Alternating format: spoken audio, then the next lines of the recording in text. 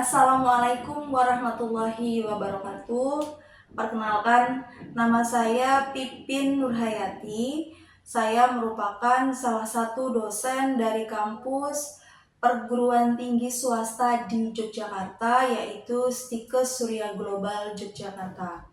Pada semester ini, saya diamanahi sebagai dosen pengampu mata kuliah keperawatan menjelang ajal dan paliatif.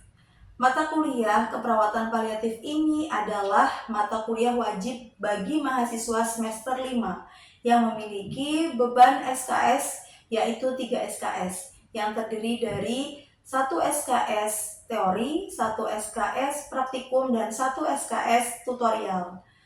Mata kuliah keperawatan paliatif ini mempelajari tentang perspektif keperawatan dan konsep perawatan paliatif, etik, kebijakan keperawatan paliatif, teknik menyampaikan berita buruk, komunikasi, kebutuhan psikologi pasien paliatif, manajemen nyeri, berbagai macam terapi komplementer bagi perawatan paliatif, tinjauan agama dan budaya tentang penyakit kronik atau terminal illness.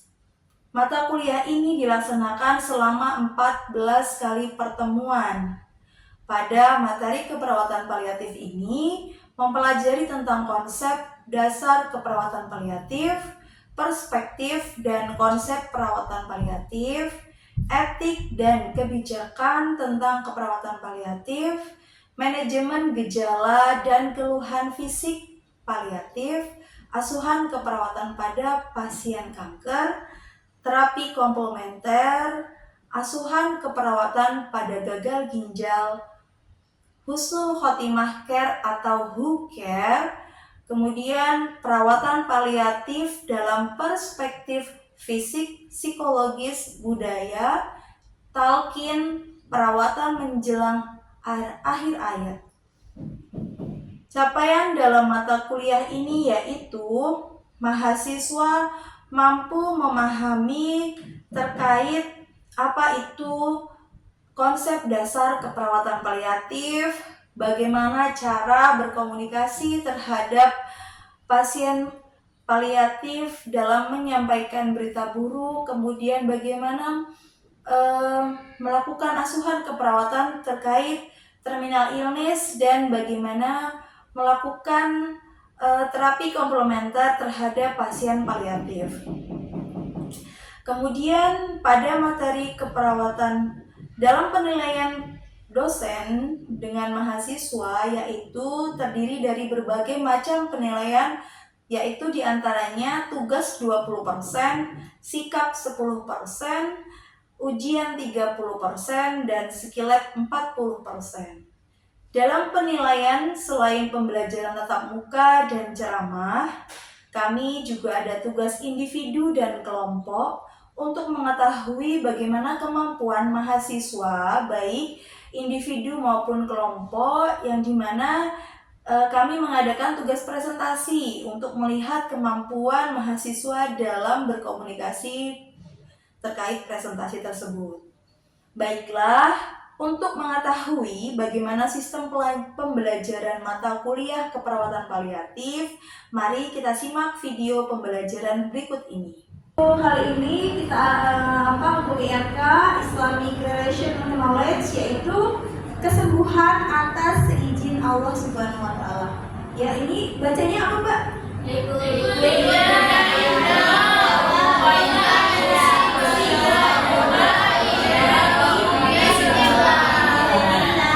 Masya Allah, udah bisa semua ya? Bisa. Jadi setiap penyakit ada obatnya. Apabila ditemukan obat yang tepat untuk suatu penyakit, akan sembuhlah penyakit itu dengan izin Allah. Jadi semua penyakit yang menyembuhkan itu adalah Allah. Bismillahirrahmanirrahim. Assalamualaikum warahmatullahi wabarakatuh. Waalaikumsalam warahmatullahi wabarakatuh. Ya, hari ini kita sesuai perjanjian yang kemarin ya, di mata kuliah ini kita akan belajar di kebijakan dalam keperawatan paliatif, yang sebelumnya kita sudah belajar terkait konsep keperawatan paliatif ya. Teman-teman masih ingat pembelajaran kemarin? Ya, sebelum kita masuk ke dalam materi hari ini, sebaiknya kita membaca doa mau belajar. Bismillah. Diawali dengan basmalah ya, kemudian doa mau belajar dan surat apa teman-teman? Al-Isra ya. Berdoa dipersilahkan. Bismillahirrahmanirrahim. Raditu billahi rabban wa bil islami dinan wa bi Muhammadin nabiyyan wa rasulah. Rabbi zidni ilma warzuqni fahma. Amin. Bismillahirrahmanirrahim. Alam nashrah laka sadrak wa wada'na anka wizrak alladzi anqadha dhahrak wa rafa'na laka dhikrak fa inna ma'al usri yusra inna ma'al usri yusra fa idza faragta fansab wa ila rabbika farghab. Shadaqallahul azim. Terima kasih, mudah-mudahan dengan membaca doa tadi, pembelajaran hari ini mendapatkan pahala yang berlimpah dari Allah Subhanahu wa taala. Amin. Ya. Oke. Hari ini kita akan belajar, setelah kita belajar terkait keperawatan paliatif secara umum ya. Hari ini kita akan belajar terkait kebijakan dalam keperawatan paliatif. Namun sebelum masuk ke materi ini, adakah yang masih ingat terkait materi kemarin, yaitu terkait konsep keperawatan paliatif? Silahkan. Oke, silahkan Mbak Nabila. Kira-kira apa? Keperawatan paliatif itu adalah keperawatan yang bertujuan untuk mendekatkan kepada pasien yang mengenai mengancam jiwa, seperti pasien tersebut terkena kanker atau pasien tersebut terkena penyakit-penyakit yang tidak bisa disembuhkan. Hal ini untuk meyakini bahwa pasien tersebut bisa melanjutkan hidup seperti mental, mempersiapkan mentalnya, spiritual pasien, spiritual keluarga pasien, dan ketabahan pasien dalam menjalani penyakit tersebut. Oke, makasih Mbak Nabila atas rangkumannya ya. Teman-teman masih ingat pelajaran kemarin semua kan? Ya, terkait keperawatan paliatif yang intinya itu adalah bagaimana kita meningkatkan kualitas hidup pasien ya, agar pasien itu bisa meningkat baik dari segi fisiknya, baik dari segi psikologisnya, sosio dan spiritualnya. Nah, kemudian bagaimana pasien itu bisa siap dalam menghadapi sebuah kematian ya, seperti itu. Oke, hari ini kita akan belajar terkait kebijakan dalam keperawatan paliatif. Nah, apa saja yang akan kita pelajari pada hari ini? Pertama adalah dimensi perawatan paliatif. Yang kedua, tujuan dari kebijakan perawatan paliatif. Kenapa sih perawatan paliatif itu harus ada kebijakannya? Kenapa? Ya. Kemudian yang ketiga adalah sasarannya. Siapa saja sih sasaran dari keperawatan dan peningkatan mutu keperawatan paliatif? Oke teman-teman, sebelum kita masuk ke materi, minta tolong untuk selama pembelajaran teman-teman tidak menggunakan HP ya, dan tetap fokus. Siap? Siap. Nah, yang pertama tadi sudah Ibu sampaikan, yaitu kita akan belajar terkait dimensi perawatan paliatif. Nah, di sini dimensinya apa saja sih dari kualitas hidup menurut Jennifer? Pertama adalah gejala fisik. Kenapa gejala fisik itu adalah yang pertama?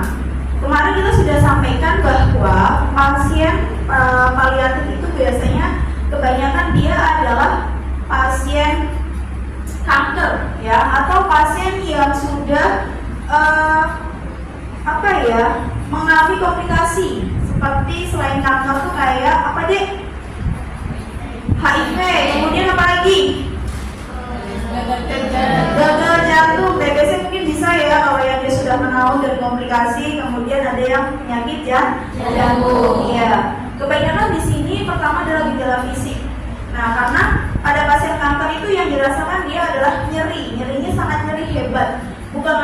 skala 10 tapi lebih dari 10. Nah, jadi bagaimana gejala fisik ini kita bisa minimalisir ya, mungkin dari mual muntahnya, dari nyerinya, ya kemudian dari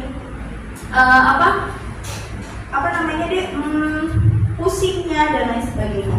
Kemudian kemampuan fungsional atau aktivitas, otomatis ketika pasien itu di sini ada perawatan paliatif, dia pasti akan mengalami namanya penurunan dalam aktivitas. Contohnya misalnya pada pasien stroke, pada pasien dengan kanker, otomatis dia tidak bisa namanya melakukan aktivitas seperti biasanya, sehingga dengan seperti itu dia akan merasa, oh saya nggak berarti. Nah, dengan kemampuan seperti ini, bagaimana cara kita untuk meningkatkan harga diri dari pasien? Bagaimana si pasien bisa untuk meningkatkan aktivitasnya sesuai dengan kemampuan pasien?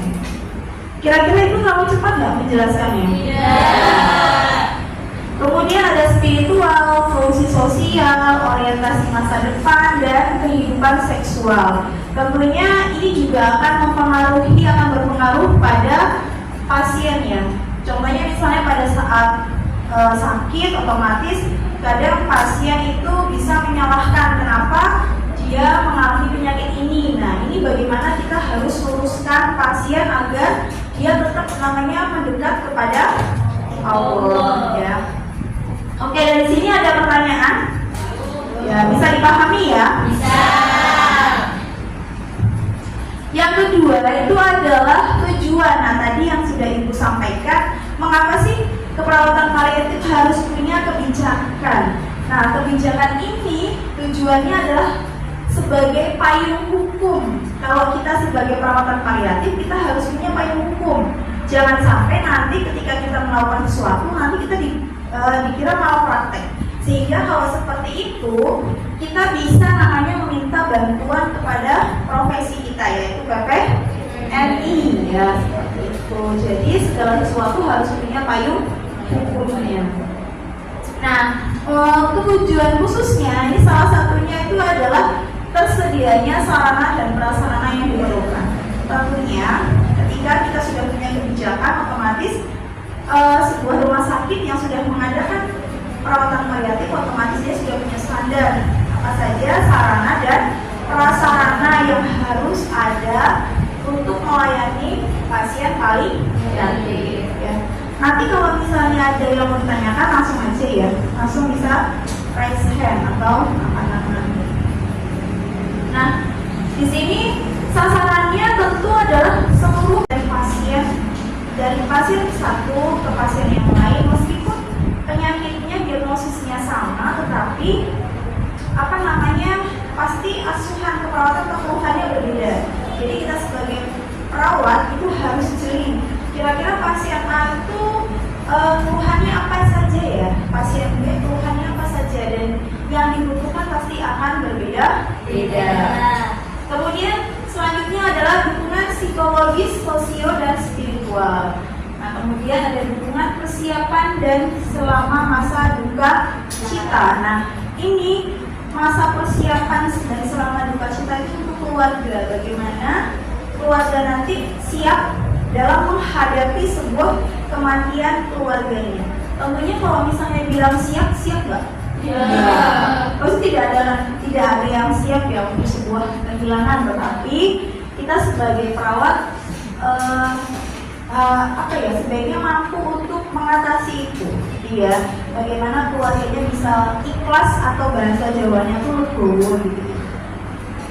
Kemudian perawatan paliatif dilakukan melalui rawat inap, rawat jalan, dan hospice. Ada yang mau ditanyakan? Belum. Nah, di sini aspek mediko-legal perawatan paliatif.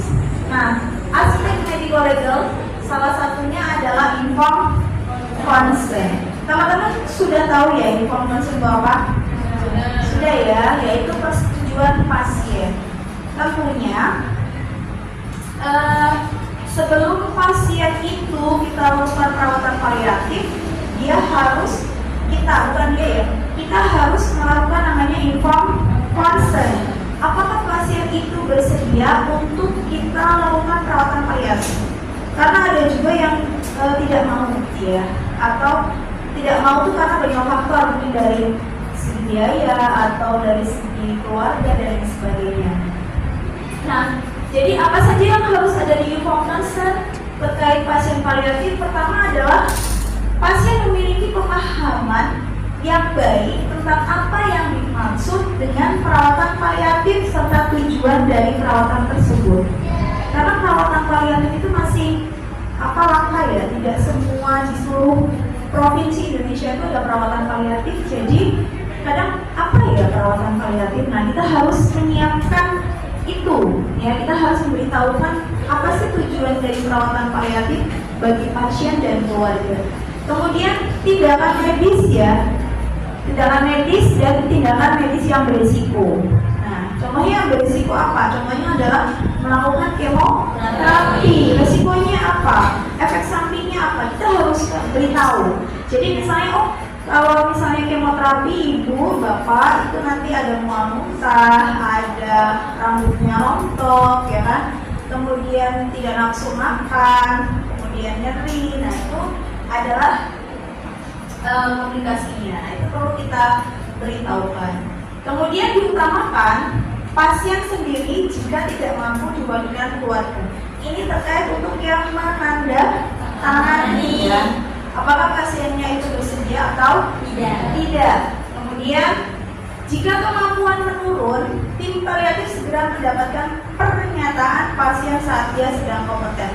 Jadi perawat paliatif harus jeli nih, kira-kira saat kapan ya pasien itu mengalami penurunan kesadaran, akan mengalami penurunan kesadaran. Jadi kira-kira nanti siapa yang akan mewakilkan pasien dalam melakukan sebuah inform consent atau persetujuan.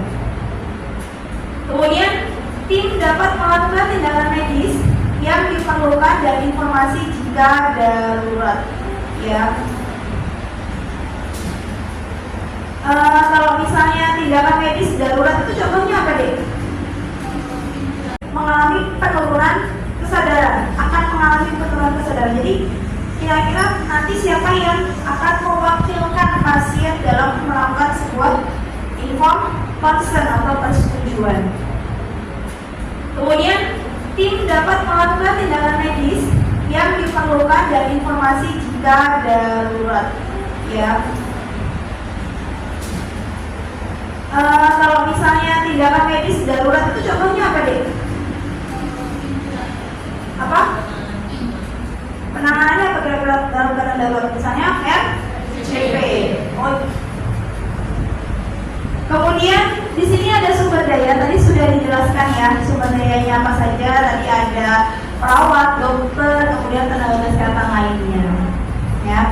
Kemudian bagaimana harus meningkatkan sumber daya manusia? Sumber daya manusianya tentunya dengan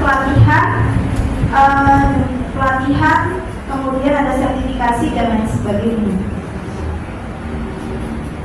Nah, kemudian di sini ada kebijakan nasional tentang pelayanan paliatif. Itu ada nomor HK 0107 Menkes 2180/2023.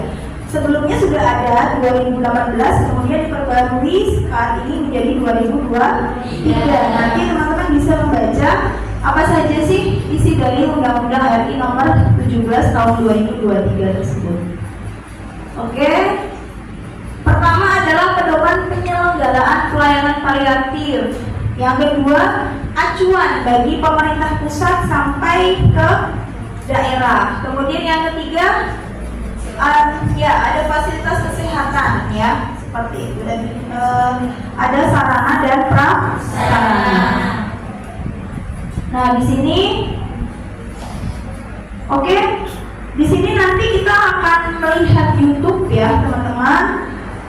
Sebentar Ibu akan bukakan YouTube-nya terlebih dahulu. Udah. Ini adalah contoh terkait, nggak jelas ya videonya. Iya Bu, tapi bisa kelihatan ya. Bisa ya. Nah, ini adalah contoh bagaimana perawatan paliatif ketika di di rumah pasien ya, itu ada oksimetri, kemudian ada apa namanya, nah bagaimana perawat itu melakukan pemeriksaan secara menyeluruh seperti itu.